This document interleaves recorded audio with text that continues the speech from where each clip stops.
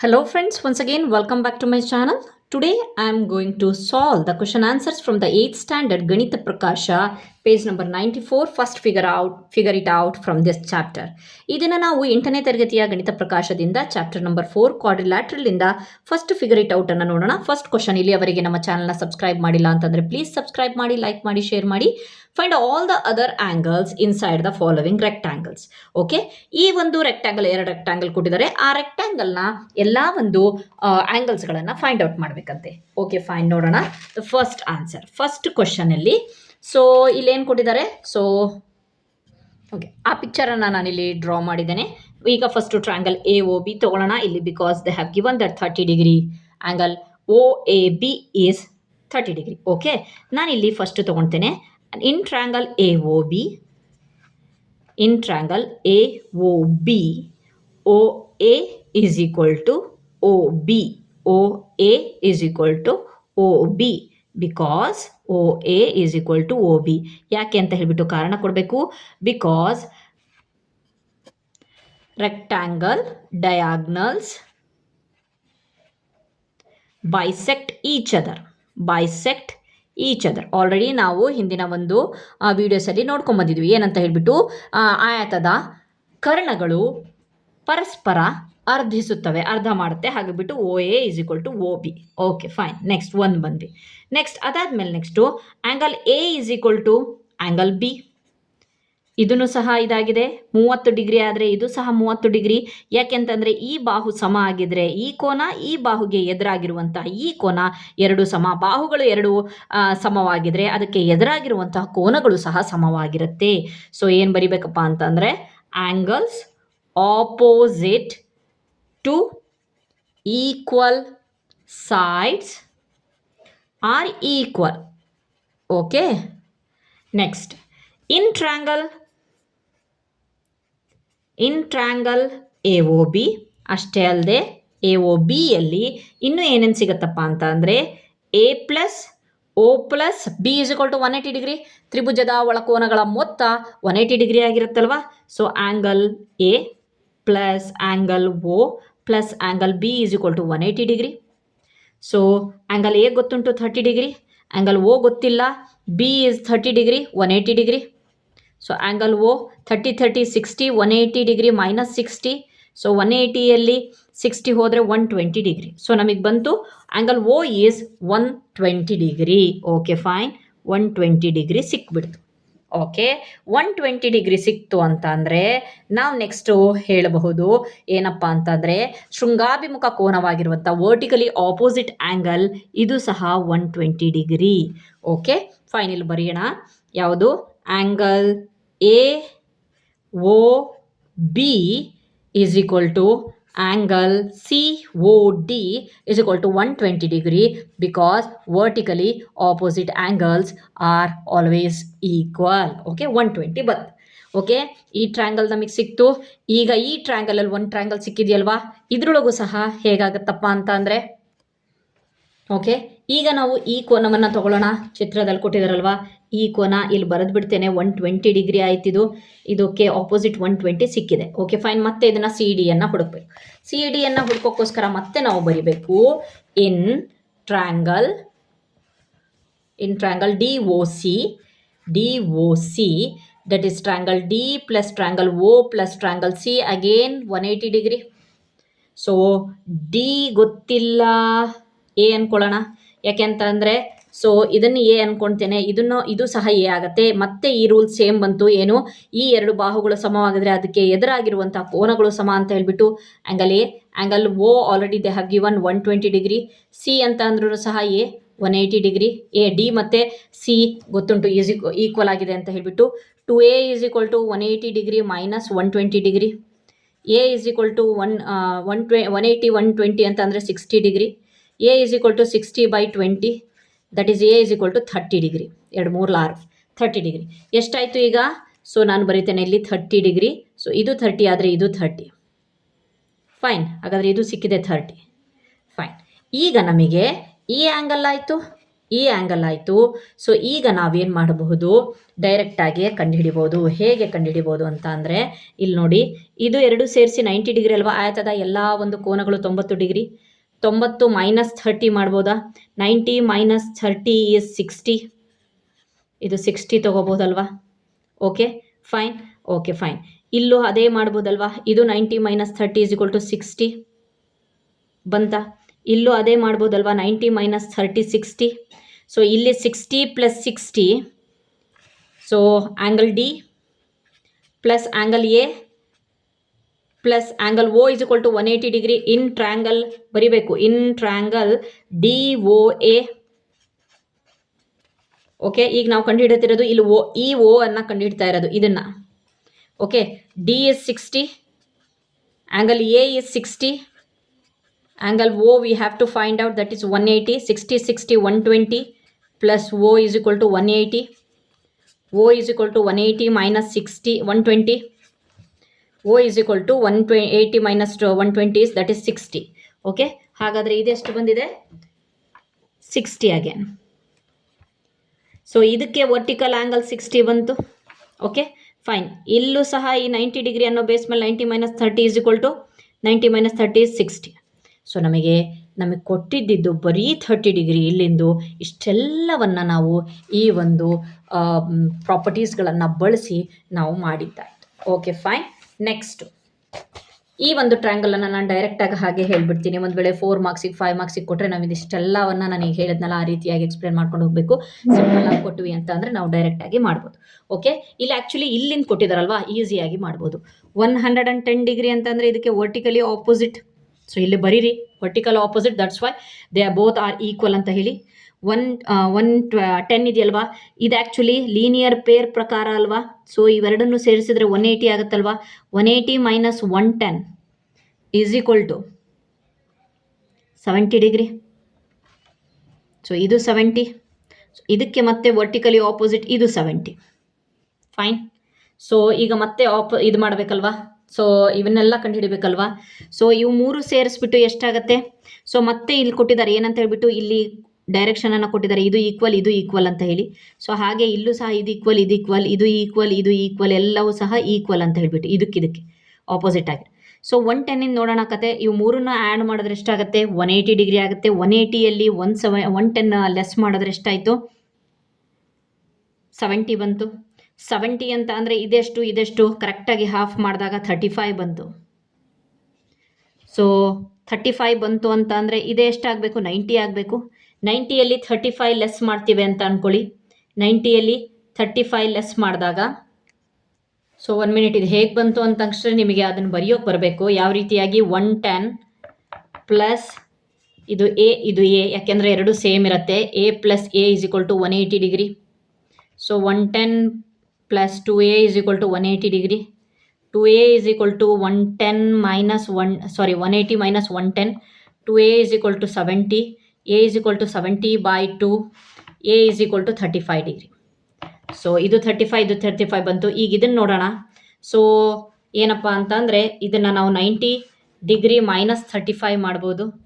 90ಯಲ್ಲಿ 35 ಕಳೆದ್ರೆ 10ರಲ್ಲಿ 5 ಹೋದರೆ 5, 8ರಲ್ಲಿ 3 ಹೋದರೆ 5, 55 ಡಿಗ್ರಿ. ಸೊ ಇದು ಯಾವ ರೀತಿಯಾಗಾಯಿತು? ಇದು 55 ಆಯಿತು. Okay fine. ಈಗ 55 ಆಯಿತು. ಇದು 55 ಆದರೆ ಇದನ್ನು ಆಪೋಸಿಟ್ ಇರೋದು ಇದನ್ನು 55 ಆಯಿತು. ಓಕೆ, ಸೇಮ್ ಇಲ್ಲಿ ಏನಿದೆಯಲ್ವಾ ಇದು ಸೇಮ್ ಅದೇ ರೀತಿ ಇದು, because these two triangles are congruence to each other. ಇದು 35 ಇದು 35 ಆಯಿತು. These two are congruence to each other. So ಹಾಗೆ ಬಂತು ಇಲ್ಲಿ 70 ಆದರೆ ಇದು 55 ಇದು 55 ಆಯಿತು. ಸೊ ಇದನ್ನು ನಾವು ಡೈರೆಕ್ಟಾಗೂ ಮಾಡಬಹುದು ಮತ್ತು ಪಾಯಿಂಟ್ಸಲ್ಲೂ ಮಾಡಬಹುದು. ನೆಕ್ಸ್ಟ್ ಕ್ವಶನ್ ನೋಡೋಣ. Draw quadrilateral whose diagonals have equal length of the 8 centimeter that bisect each other and intersect at an angle of. Okay fine. ಅಂದರೆ ಫಸ್ಟು ಬರೀ ಎಕ್ಸ್ಪ್ಲೇನ್ ಮಾಡ್ತೀನಿ ಕ್ವಶನನ್ನು. ಏನಂತ ಅಂದರೆ, ಒಂದು ಕ್ವಾಡ್ರಿಲ್ಯಾಟ್ರಲ್ನ ಬಿಡಿಸ್ಬೇಕಂತೆ. ಅದರ ಒಂದು ಡಯಾಗ್ನಲ್ 8 ಸೆಂಟಿಮೀಟರ್ ಇರಬೇಕಂತೆ. ಡಯಾಗ್ನಲ್ ಅಂತ ಅಂದರೆ ಈ ರೀತಿಯಾಗಿ ಡಯಾಗ್ನಲ್ಲು. ಸೊ ಒಂದು 8 ಸೆಂಟಿಮೀಟರ್ ಇದೆ. Have equal length of 8 centimetre that bisect with each other. So ಎರಡು ಡಯಾಗ್ನಲ್ಸ್ 8 ಸೆಂಟಿಮೀಟರಿಂದ ಇರಬೇಕು, ಆದರೆ ಅದು 30 ಡಿಗ್ರಿಯಲ್ಲಿ ಅವು ಬೈಸೆಕ್ಟ್ ಆಗಬೇಕು. 30 ಡಿಗ್ರಿ ಅಂತ ಅಂದರೆ ಲಘು ಕೋನ ಅಲ್ವಾ, ಇಷ್ಟಿರುತ್ತೆ. ಸೊ ಆ 30 ಡಿಗ್ರಿಯಲ್ಲಿ ಬೈಸೆಕ್ಟ್ ಇರಬೇಕು. ಇದು ಮತ್ತೆ 8 ಸೆಂಟಿಮೀಟರ್ ಇರಬೇಕು. ಅದನ್ನು ಸೇರಿಸಿದಾಗ ನಮಗೆ ಒಂದು ಕ್ವಾಡ್ರಿಲ್ಯಾಟ್ರಲ್ ಸಿಗಬೇಕು. Okay fine. ಇದು ಕೈಯಿಂದ ಬಿಡಿಸಿರೋದು. ಈಗ ಅದನ್ನು ಬಿಡಿಸಿ ತೋರಿಸ್ತೇನೆ ಹೇಗೆ ಅಂತ ಹೇಳ್ಬಿಟ್ಟು.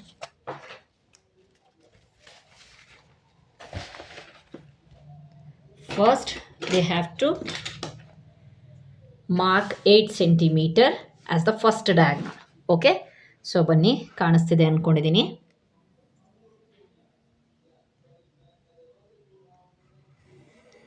Eight centimetre. ಇವಾಗಲೇ ಇದ್ರ ಮಿಡ್ ಪಾಯಿಂಟ್ ಎಷ್ಟಿದೆ? ಸಾರಿ,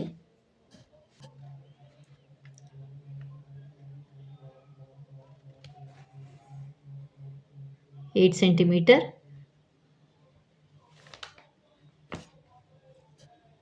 ಲೈನ್ ಕಾಣಿಸ್ತಾನೆ ಇಲ್ಲ, ಹಾಗಾಗಿಬಿಟ್ಟು ನಾನು ಏನು ಮಾಡ್ತೇನೆ, ಸ್ಕೆಚ್ಚಿಂದನೇ ಹಾಕ್ತೇನೆ ಒಂದಷ್ಟೇ. ನೀವು ಮಾತ್ರ ಪೆನ್ಸಿಲಲ್ಲೇ ಹಾಕಿ. ಸೊ 4 ನಾನು ಮಾಡಿದ್ದೇನೆ, ಪಾಯಿಂಟ್ ಮಾಡಿದ್ದೇನೆ. ಎಷ್ಟಂತೆ? ಫಸ್ಟ್ ಪ್ರಾಬ್ಲಮ್ ಇಸ್ 30 ಡಿಗ್ರಿ ಅಂತೆ. 30 ಡಿಗ್ರಿಯಲ್ಲಿ ಬೈಸೆಕ್ಟ್ ಆಗುತ್ತೆ. ಸೊ 30 ಡಿಗ್ರಿ ಯಾವ ರೀತಿಯಾಗಿ ಇಟ್ಕೊಬೇಕು ಅಂತಂದರೆ, ಇಲ್ಲಿ ಮಿಡ್ ಪಾಯಿಂಟ್ ಆಗಿತ್ತಲ್ವ, ಸೊ ಎಕ್ಸಾಕ್ಟ್ ಅದನ್ನು ಇಟ್ಕೊಂಡು we have to show the 30 degree here. 30 ಇದೆ ಇಲ್ಲಿ. ಓಕೆ, ಆ 30 ಡಿಗ್ರಿಯನ್ನು ನಾವು ಸೇರಿಸ್ಬಿಡೋಣ. ಸೊ ಹೇಗೆ ಸೇರಿಸೋಣ ಅಂತ ಅಂದರೆ, ಕಂಪ್ಲೀಟ್ ಮುಂದಕ್ಕೆ ಹೋಗುವವರೆಗೂ ಸೇರಿಸೋಣ. ಓಕೆ, ಈಗ ನಾವು ಈ ಒಂದು ಕೈವಾರದಿಂದ 8 ಸೆಂಟಿಮೀಟರನ್ನು, ಇನ್ನೊಂದು ಡಯಾಗ್ನಲ್ಲೂ ಸಹ 8 ಸೆಂಟಿಮೀಟರ್ ಅಲ್ವೇ, ಆ 8 ಸೆಂಟಿಮೀಟರನ್ನು ಮಾರ್ಕ್ ಮಾಡ್ಕೊಳ್ಳೋಣ. ಸೊ 8 ಸೆಂಟಿಮೀಟರಲ್ಲಿ ಅರ್ಧ ಅಂದರೆ ನಾವು 4 ಸೆಂಟಿಮೀಟರನ್ನ ಮಾರ್ಕ್ ಮಾಡ್ಕೊಳ್ಳೋಣ. ಓಕೆ, ಮಾರ್ಕ್ ಮಾಡಿದ್ದೇನೆ. ಇದನ್ನು ಚೇಂಜ್ ಮಾಡಿಬಿಡಿ, ಯಾಕಂದರೆ ಎಲ್ಲ ಲೆಕ್ಕಕ್ಕೂ ಬರೀ ಒಂದೇ ಡಯಾಗ್ನಲ್ ಕೊಟ್ಟಿರೋದ್ರಿಂದ. ಸೊ 4 ಸೆಂಟಿಮೀಟರೇ ಪ್ರತಿ ಸಲ. ಸೊ ಇಲ್ಲಿಗೂ ಸಹ ನೆಕ್ಸ್ಟು ಈ ಲೈನ್ ಮೇಲೂ ಆಯಿತು. ಸೊ ಅಂದರೆ ಇದು ಎಕ್ಸಾಕ್ಟಾಗಿ 8 ಸೆಂಟಿಮೀಟರ್ ಇದೆ ಅಂತ. ಇದನ್ನು ಮಾತ್ರ ನಾವು ಕರೆಕ್ಟಾಗಿ ನೋಡಿದ್ದೀವಿ, 8 ಸೆಂಟಿಮೀಟರು. ಇದು ಮಿಡ್ ಪಾಯಿಂಟ್ ಬಂದಿದೆ. ಇಲ್ಲೂ ಸಹ ಒಂದು 4 ಸೆಂಟಿಮೀಟರ್, 8 ಸೆಂಟಿಮೀಟರ್ ಆಯಿತು. ಈಗ ನಮ್ಮ ಲಾಸ್ಟ್ ಕೆಲಸ ಏನಪ್ಪ ಅಂತಂದರೆ, ಇದನ್ನು ಸೇರಿಸುವ ಕೆಲಸ. ಈ ಪಾಯಿಂಟನ್ನು ಈ ಪಾಯಿಂಟ್ ಜೊತೆಗೆ, ಈ ಎಂಡ್ ಪಾಯಿಂಟನ್ನು ಇದ್ರ ಜೊತೆಗೆ, ಈ ಪಾಯಿಂಟನ್ನು ಈ ಪಾಯಿಂಟ್ ಜೊತೆಗೆ. ಓಕೆ, ಲಾಸ್ಟ್ ಒನ್ ಇದು. ಸೊ ಇಲ್ಲಿ ಬರೀರಿ, ಇದು ಎಷ್ಟು ಡಿಗ್ರಿಯಲ್ಲಿ ಇದಾಗಿದೆ? 30 ಡಿಗ್ರಿಯಲ್ಲಿ ಆಗಿದೆ. ಸೊ ಫಸ್ಟ್ ಬಿಡಿಸಿದ್ದಿದ್ದಲ್ವಾ, ಸೊ ಇಲ್ಲಿ ನಾವು 30 ಡಿಗ್ರಿಯನ್ನು ತಗೊಂಡ್ವಿ. ಸೊ ಇದಕ್ಕೊಂದು ಹೆಸರು ಕೊಡಿ, ABCD. ಇಷ್ಟೇ ಕೆಲಸ, ABCD ಇಯರ್. ಇಲ್ಲಿ ಯಾವುದು ಕ್ವಾಡ್ರಿಲ್ಯಾಟರಲ್ ಬಂದಿದೆ? ರೆಕ್ಟ್ಯಾಂಗಲ್. Okay fine. ಇದೇ ರೀತಿ ನೆಕ್ಸ್ಟ್ ನಾನು ಆಲ್ರೆಡಿಯನ್ನು ಬಿಡಿಸಿಟ್ಟಿದ್ದೀನಿ, ಬಿಕಾಸ್ ವಿಡಿಯೋ ಬಹಳ ಲೆಂದಿ ಆಗುತ್ತೆ ಅಂತ ಹೇಳಿಬಿಟ್ಟು ಬಿಡಿಸಿಟ್ಟಿದ್ದೀನಿ. ಇದು 30 ಡಿಗ್ರಿ. Okay fine. ಇದು 40 ಡಿಗ್ರಿ. ಸೊ ಫಸ್ಟ್ ಒಂದು ಲೈನನ್ನು ಹಾಕ್ಕೊಂಡಿದ್ದೀನಿ. ಯಾವ ಲೈನು? ಇಲ್ಲಿ ಕಾಣಿಸ್ತಾ ಇದೆ ನಿಮಗೆ, ಇಲ್ಲಿ ಕಾಣಿಸ್ತಿದೆಯಲ್ವಾ ಮಧ್ಯಕ್ಕೆ PR ಇದೆಯಲ್ವಾ, ಅದು ಫಸ್ಟ್ ಲೈನ್ 8 ಸೆಂಟಿಮೀಟರ್. ಈ ಒಂದು ಪಾಯಿಂಟ್ ಹತ್ರ ಇಟ್ಕೊಂಡು 40 ಡಿಗ್ರಿಯನ್ನು ಕರೆಕ್ಟಾಗಿ ಹಾಕ್ಕೊಂಡು, ಅದಾದಮೇಲೆ ನೆಕ್ಸ್ಟು 4 ಡಿಗ್ರಿ ಕಂಸವನ್ನು ಎಳೀರಿ, ಎಳೆದ್ಬಿಟ್ಟು ಅವುಗಳನ್ನು ಸೇರಿಸಿ. ನೆಕ್ಸ್ಟು 90 ಡಿಗ್ರಿ ಕೊಟ್ಟಾಗ ಈ ರೀತಿಯಾಗಿ ಬರುತ್ತೆ. ಮಧ್ಯಕ್ಕೆ ಒಂದು ಲೈನು 90 ಡಿಗ್ರಿ ಎಕ್ಸಾಕ್ಟಾಗಿ ಲಂಬರೇಖೆ ಬರುತ್ತೆ ಇಲ್ಲಿ. ಸೊ ಹಾಗಾಗಿಬಿಟ್ಟು ಇದು ಯಾವ ಒಂದು ಕ್ವಾಡ್ರಿಲ್ಯಾಟ್ರಲ್ ಆಗುತ್ತೆ ಅಂದರೆ, ಇಟ್ಸ್ ಎ ಸ್ಕ್ವೇರ್. ಸೊ ನೀವು ಇಲ್ಲಿ ಬರೆದ್ರು ನಡೆಯುತ್ತೆ, ಸೊ ಬರೀ ಚಿತ್ರವನ್ನು ಬಿಡಿಸಿದ್ರು ನಡೆಯುತ್ತೆ. So next 140 degree. 140 ಡಿಗ್ರಿ ಇಲ್ಲಿ ಬಂದಿದೆ ನೋಡಿ, 140 ಡಿಗ್ರಿ. ಸೊ ಈ ಒಂದು ಫಸ್ಟ್ ಡಯಾಗ್ನಲ್ 8 ಸೆಂಟಿಮೀಟರ್, ಅದಾದಮೇಲೆ ನೆಕ್ಸ್ಟು 140 ಡಿಗ್ರಿ. ಸೊ ಅದಾದಮೇಲೆ ನೆಕ್ಸ್ಟ್ ಏನು ಮಾಡಿದ್ವಿ? ಕಟ್ ಮಾಡಿದ್ವಿ. ಸೊ ಅದನ್ನು ಸೇರಿಸ್ವಿ. ಇದು ಆಪ್ಟ್ಯೂಸ್ ಆ್ಯಂಗಲ್ 140 ಡಿಗ್ರಿ. ಅದ್ರ ಪ್ರಕಾರನೇ ಹೀಗೆ ಬರುತ್ತೆ ನಿಮ್ಮ picture. Okay fine. Next, consider a circle with the centre O, line segment PL and AM are two perpendicular diameters of the circle. What is the figure APML? Okay, ಬನ್ನಿ ನೋಡೋಣ. ಹಾಗಾದರೆ first ಒಂದು ಸರ್ಕಲನ್ನು ತಗೊಳ್ಳೋಣ.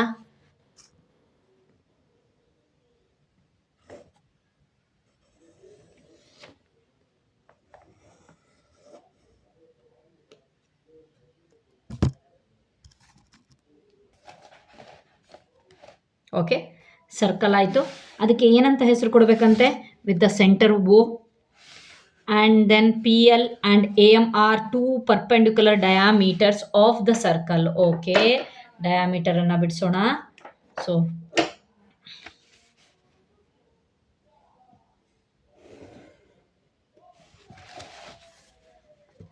ಓಕೆ, ಆ centre ಮೂಲಕನೇ ಬರಬೇಕು.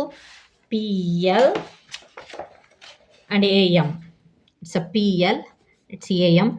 So ಈಗ ಇದನ್ನು ಜಾಯಿನ್ ಮಾಡಿದಾಗ ಯಾವ ಒಂದು ಆಕೃತಿ ಬರುತ್ತೆ ಅಂತ ಹೇಳಿಬಿಟ್ಟು ನೋಡೋಣ.